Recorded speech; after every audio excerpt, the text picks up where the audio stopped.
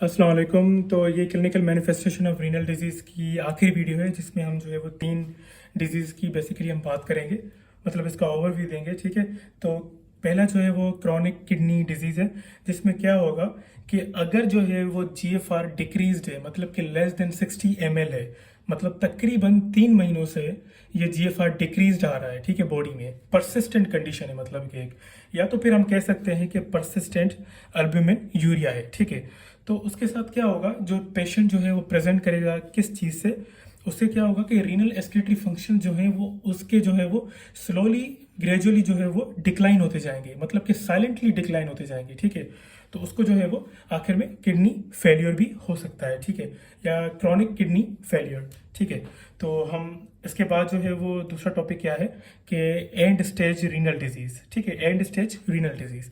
तो इसमें क्या होगा कि GFR एज यूजल GFR जो है वो 5% टू नॉर्मल, मतलब कि नॉर्मल से 5% से भी मतलब जो है वो कम है। ठीक है, तो ये कंडीशन क्या कहलाएगी, एंड स्टेज रीनल डिजीज, मतलब कि ये टर्मिनल स्टेज है यूरेमिया की। यूरेमिया का मतलब मैंने आपको बताया था कि accumulation of the toxins in our blood. ठीक है, तो अब लास्ट टॉपिक है हमारा renal tubular defects. Renal tubular defects में बेसिकली क्या चीज़ होती है। ठीक है, रीनल ट्यूबुलर डिफेक्ट्स में असल में ये होता है कि अगर कोई भी कंडीशन, कोई भी डिजीज, अगर मतलब के यहाँ पे लिखूं, इफ एनी डिजीज, ठीक है, जो कि अफेक्ट करिए किस चीज को, ट्यूब्यूल्स को, मतलब कि अगर कोई भी डिजीज अफेक्ट करिए ट्यूब्यूल्स को, तो फिर क्या होगा कि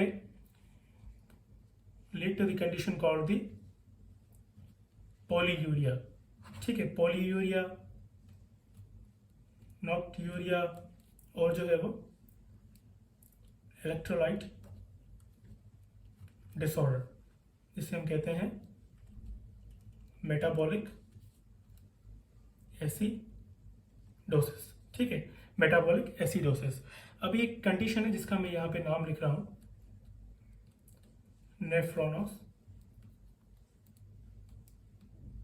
थियासिस मेडुलरी सिस्टिक डिजीज कॉम्प्लेक्स, ये कंडीशन है। ठीक है, तो हम बेसिकली क्या होगा कि रीनल ट्यूबुलर डिफेक्ट्स में मैं कहना चाह रहा था कि अगर कोई भी डिजीज अफेक्ट करिए ट्यूब्यूल्स को, then it will lead to the condition called the polyuria. अब पॉलीयूरिया क्या है, पॉलीयूरिया का मतलब है कि एक्सेसिव यूरिनेशन। ठीक है, मतलब कि एक्सेसिव यूरिन फॉर्मेशन।